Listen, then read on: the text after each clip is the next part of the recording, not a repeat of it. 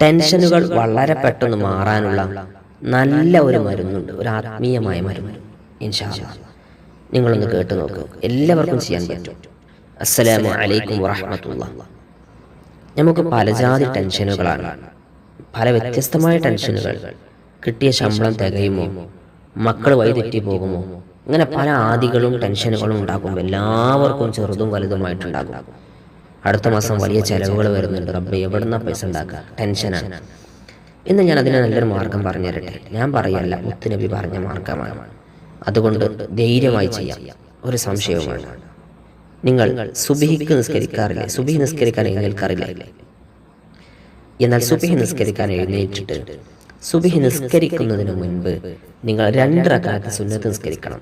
ഞാൻ പറയുന്നത് പോലെ, അതായത് മുത്തുനബി പറഞ്ഞു തന്നതുപോലെ സുബ്ഹിയുടെ മുൻപുള്ള 2 റക്അത്ത് സുന്നത്ത് നിസ്കാരം ഞാൻ നിസ്കരിക്കുന്നു എന്ന് നിയ്യത്ത് വെച്ച് സാധാരണ 2 റക്അത്ത് സുന്നത്ത് നിസ്കരിക്കുന്നത് പോലെ നിസ്കരിക്കുക. അതിൽ പ്രത്യേകമായി നിങ്ങൾ ശ്രദ്ധിക്കേണ്ടത്, ആദ്യത്തെ റക്അത്തിൽ ഫാത്തിഹയ്ക്ക് ശേഷം അലം നശ്റഹ് ലക സദ്റക എന്ന സൂറത്തും, രണ്ടാമത്തെ റക്അത്തിൽ അലം തറ കൈഫ ഫഅല റബ്ബുക ബിഅസ്ഹാബിൽ ഫീൽ എന്ന സൂറത്തും ഓതുക ഇൻഷാ അല്ലാഹ്.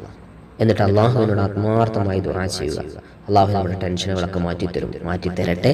അസ്സലാമു അലൈക്കും വറഹ്മത്തുള്ളാഹി.